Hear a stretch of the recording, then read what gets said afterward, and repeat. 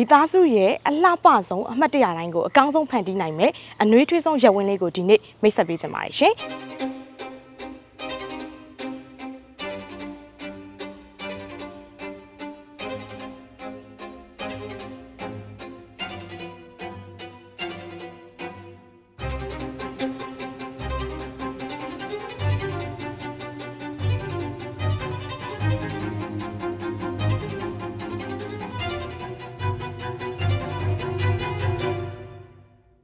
ဒီအိမ်လေးရဲ့ location ရဆိုလို့ရှိရင်ညီမတို့ဘေလီတရာကနေလာမယ်ဆိုလို့ရှိရင်လည်း9မိနစ်အတွင်းမှာရောက်ရှိနိုင်မှာပဲဖြစ်ပါတယ်အိမ်လေးရဲ့အလှည့်ရဆိုလို့ရှိရင်လည်းမြောက်ဘက်အလှည့်မှာတရှိတဲ့အိမ်လေးတစ်လုံးပဲဖြစ်ပါတယ်အနီးနားမှာဆိုလို့ရှိရင်လည်းညီမတို့ capital တွေ city mart တွေညီမတို့ဆေးရုံတွေကျောင်းတွေနဲ့အနီးနားကိုတရှိပြီးတော့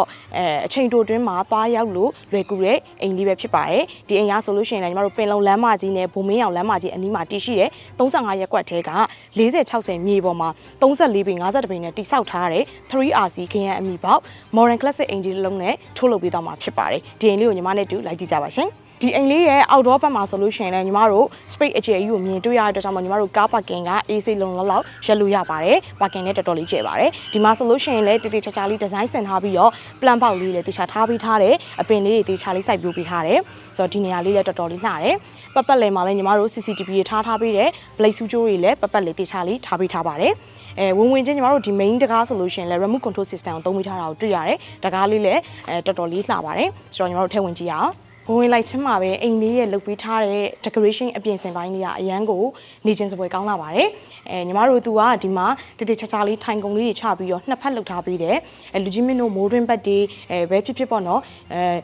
မိုးရွာတာတွေနေပူတာတွေညီမတို့ခံနိုင်ဖို့အတွက်လည်းအကယ်၍ကားပါကင်ကိုမိုးလုံနေလို့ဒီဘက်ထဲမှာလည်းညီမတို့ထည့်ထားလို့ရပါတယ်အဲ့အတွက်ဆိုရင်မိုးတွင်းကြလို့ရှိရင်ကားပါကင်ဒီမှာထိုးပြီးရင်ညီမတို့အိမ်ထဲကိုဝင်မဲ့ဒီပရင်ပေါက်တစ်ခုလည်းတစ်ခါတည်းထားပြီးရတဲ့အတွက်ကြောင့်မလို့တော်တော်လေးကောင်းပါတယ်ဘေးပတ်လည်းဆိုလို့ရှိရင်လည်းတိတိကျကျလေးတအိမ်လုံးကို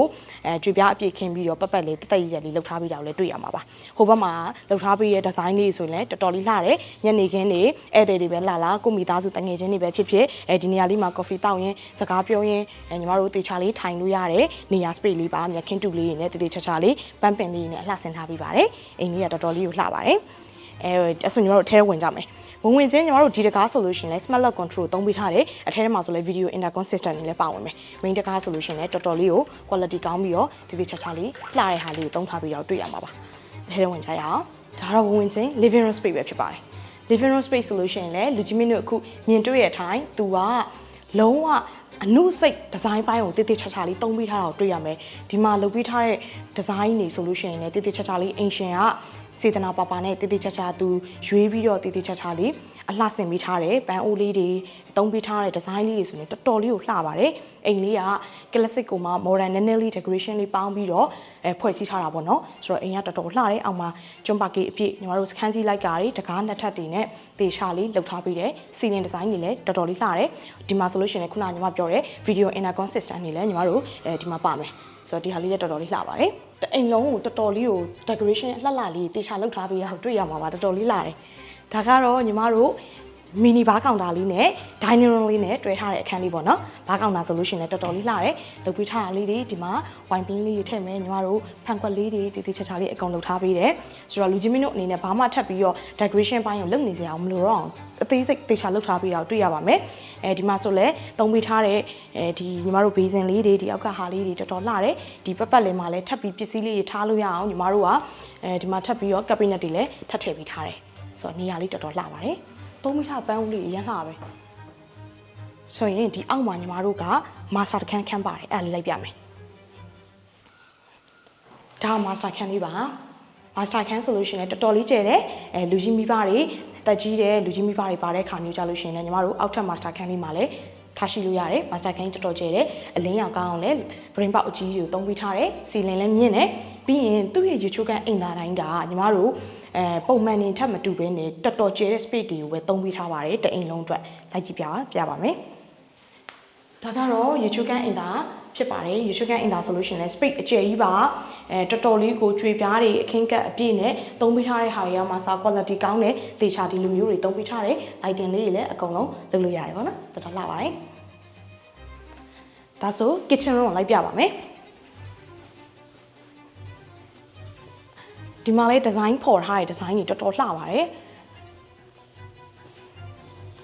ဒါကတော့ kitchen မှာသုံးပေးထားတဲ့ကြွေပြားလေးဆိုလို့ရှိရင်လည်းတော်တော်လေးမျက်စိအေးတဲ့အယောင်လေးပါပတ်ပတ်လဲဆိုလို့ရှိရင်လည်းဒါညီမတို့အပူခံနိုင်တဲ့ဒီကြွေပြားတွေပေါ့နော်အဲ့ဒါတွေကိုသုံးပေးထားတာကိုတွေ့ရမယ်ကပိနက်တွေလည်းပတ်ပတ်လဲပါမယ်ညီမတို့ဒီမှာ exhaust fan တွေလည်းပါမယ်ဒီမှာဆိုလို့ရှိရင်လည်းပစ္စည်းတွေဆိုလို့ရှိရင်လည်းတော်တော်လေး quality ကောင်းတဲ့ပစ္စည်းတွေကိုသုံးပေးထားတာကိုတွေ့ရမှာပါအောက်မှာလည်းကပိနက်ပါတယ်ဒီအပေါ်ရောပေါ့နော် kitchen လည်းတော်တော်လေးလှပါတယ် kitchen နဲ့အတူတွဲရက်လေးညီမတို့က toilet လည်းပါပါတယ်ရှင်kitchen ထဲမှာပါတဲ့ common toilet ကမှအစဒီလို space အကျယ်မျိုးကိုပဲသုံးပေးထားတာပါတော်တော် space ကျယ်ပါတယ်ရှင်တက်ခန်းနဲ့တက်ခန်းမှာသုံးပေးထားတဲ့ကြွေပြားတွေကလုံးဝမတူပါဘူးကာလာတွေအကုန်လုံးတော်တော်လေးလှပါတယ်ဒီအနောက်ဘက်ဆိုလို့ရှိရင်လည်းညီမတို့အိမ်တစ်ပြက်အိမ်ပတ်ပတ်လေးလုံးပေါ့နော်တည်တည်ချာချာလေးကြွေပြားခင်းကပ်အပြည့်နဲ့တော်တော်လေးလှလှပပလေးလုပ်ထားပေးပါတယ်အနောက်ဘက်ဒီဇိုင်းတွေဆိုလို့တက်တက်ရရှိပါတယ်ကဲဒါဆိုမီမီနဲ့တူဟိုဘက်လေးသွားကြည့်ရအောင်ရှောက်လန်းရဲ့စီရင်ဒီဇိုင်းလေးတွေကမှစတော်တော်လှပါတယ်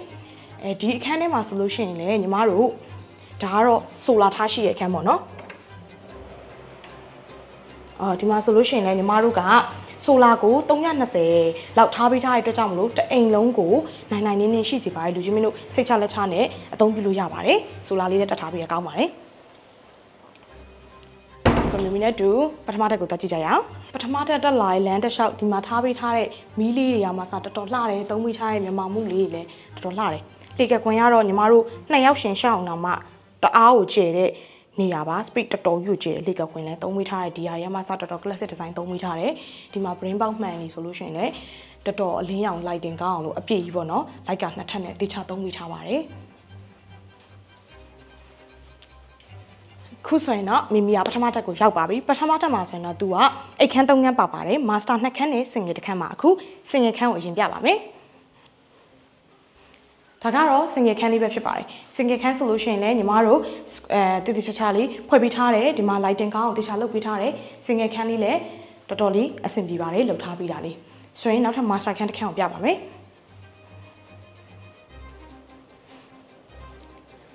သူဟာအခန်းတိုင်းမှာ decoration ကိုပုံစံတစ်မျိုးစီနဲ့တည်တည်ချာချာလေးအသုံးပြုပေးထားတာကိုတွေ့ရမှာပါအခန်းတိုင်းရဲ့ decoration လေးတွေဒီနေရန် painting လေးတွေဆိုလို့ရှိရင်လည်းလုပ်ထားတာလေးတော်တော်လေးကိုလှပါတယ်တော်တော်ပဲ classic ဆန်ပြီးတော့တော်တော်လေးကိုလှတာလေးသုံးပေးထားပါတယ်ဒါကတော့သူတို့ရေချွေးခန်းအင်တာပဲဖြစ်ပါတယ်ရေချွေးခန်းအင်တာတိုင်းကတော့အခုလိုအကျယ်ကြီးကိုပဲသုံးပေးထားတာပါကြွေပြားတွေပြောင်းတစ်ထက်တစ်ထက်မတူဘူးเนาะသုံးထားလေးတော်တော်လှတယ်နောက်ထပ်မှာစားခန်းအောင်သွားကြည့်ကြရအောင်သူသုံးပေးထားတဲ့ဒီတကားတွေကမှစတော်တော်လေးကိုတကားဒီဇိုင်းကြီးတော်တော်လှတယ်ပုံမှန်မြင်နေကြဒီဇိုင်းတွေမဟုတ်ဘူးတော်တော်လေးလှတယ်ဒီမှာဆိုလို့ရှိရင်လည်းသူ့ရဲ့ဒီလုပ်ပေးထားတဲ့ဒီ decoration တွေတော်တော်လှတယ်ပြီးရင်ဒီပထမတက်ကဒီ master ခန်းမှာဆိုရင်တော့ဘတ်သက်ပါပါတယ်ဒါဆိုရင်ညီမတို့တတိချာချာလေးဘတ်သက်လေးတွေထည့်ပေးထားတယ်ဒီမှာ shower တွေပါညာတွေတင်မှုအတွက်လည်း space လေးလုံအောင်ထားပေးထားတယ်တော်တော်ကျဲတာပါဒါဆိုအရှိညီမတို့အိတ်ခန်းကိုတက်ကြည့်ကြရအောင်တလွှာနဲ့တလွှာတိုင်းမှာစီရင်ဒီဇိုင်းလေးတွေဒီနေရန်ကက်နိုင်လေးတွေတေချာလေးတွေကိုတေချာချာလေးနဲ့အလှဆင်ထားပေးပါတယ်တော်တော်လှတယ်ဒါကတော့ညီမတို့ဒီပထမတက်ကliving room ပေါ့နော် family living room နေရာလုပ်လို့ရတယ်အဲ့ဒီအတွက်လည်းညီမတို့ box လေးတွေဘေးမှာတေချာထားပေးထားတယ်ထပ်ပြီးတော့အလှကြိုက်တဲ့လူကြီးမိဘတွေထပ်ပြီးတော့ဒီမှာကိုကြိုက်နေတဲ့ရာဒီဇိုင်းလေးတွေကို decoration ထပ်လုပ်လို့ရတယ်ထားလို့ရတယ်ဒီမှာလည်း TV တွေပါညာအတွက်ညီမတို့ plug box တွေတေချာအကုန်လုပ်ထားပေးတယ်တော်တော်လှပါတယ်ဒါကတော့ second family ပေါ့နော်အဲ့လို living room space အနေနဲ့သုံးလို့ရပါတယ်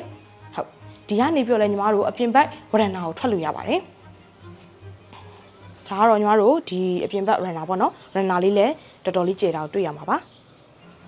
ဒီရက်ကွက်ကအဲ့လိုတိတ်တိတ်ဆိတ်ဆိတ်နဲ့အေးအေးချမ်းချမ်းအောင်ရှိပါတယ်ရက်ကွက်လေးလည်းကောင်းပါတယ်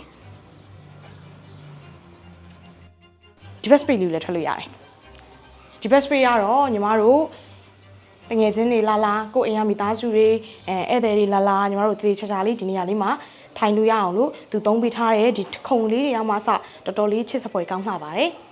တော်တော်လေးလှတယ်ဒီနားမှာထိုင်ခြင်းစပွဲအရင်ကောင်းနေဒီနေရာလေးကနော်ပထမတက်ကတော့ဒီလောက်ပါပဲဒုတိယတက်ကိုသွားကြည့်ကြရအောင်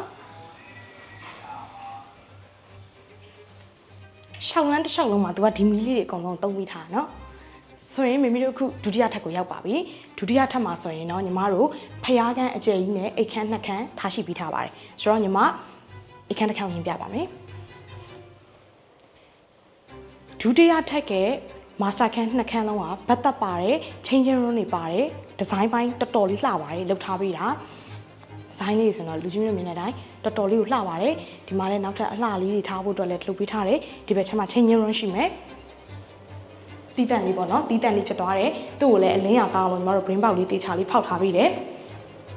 ဒီချွန်းနဲ့အရာဖြစ်ပါတယ်ဘတ်သက်အတွက်လည်းအကုန်လုံးတေချာလေးထားပေးတယ် spray လေးအရန်ကျဲရဲ့ YouTube ခန်းနဲ့အင်တာပေါ့နော်ဆိုတော့နောက်ထပ်တစ်ခန်းပြပါမယ်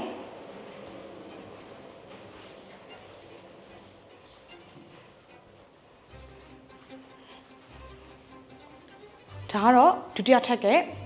နောက်ဆုံး master ခန်းလေးပဲဖြစ်ပါတယ်ဒီ master ခန်းဆိုလို့ရှိရင်လည်းအကျယ်ဝန်းဆိုလို့ရှိရင်လည်း spray အရန်ကိုတော်တော်မှကျဲတယ်ပတ်ပတ်လည်း light ကနှစ်ထပ် brain box နှစ်ထပ် ceiling design တွေခက်မိုက်လေးနဲ့တိတိကျကျလေးသုံးပေးထားတယ်ဒီဇိုင်းပိုင်းကတော့အရန်ကိုအနုစိတ်ဆန်လုံးနဲ့အိမ်ကြီးအိမ်ကောင်တစ်လုံးပါဒီမှာလည်းသူကချိန်ညလုံးလေးတက်တက်ပါမယ်ပြီးတော့မှညီမတို့ဒီချွန်းရဲ့အိမ်သာဘက်ကိုပြန်ကွေ့ဝင်ရမှာပေါ့နော်ဆိုတော့ဒီဇိုင်းပိုင်းလေးကိုလည်းတော်တော်လေးလှတယ်လုပ်ပေးထားတဲ့ညီမတို့ဒီတော်တော်လေး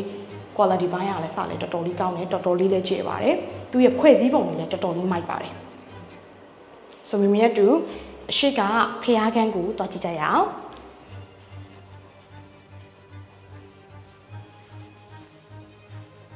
ဖျားခန်းဆိုလို့ရှိရင်လည်းညီမတို့လုံးဝတီးတန့်ဒီလိုမျိုးကျွန်းစလိုက်တော့ကြီးကိုသုံးပြီးတော့လုပ်ထားပေးတယ်တော်တော်ကိုတသက်ရရက်နဲ့လုပ်ပြီးထားတာတွေ့ရတယ်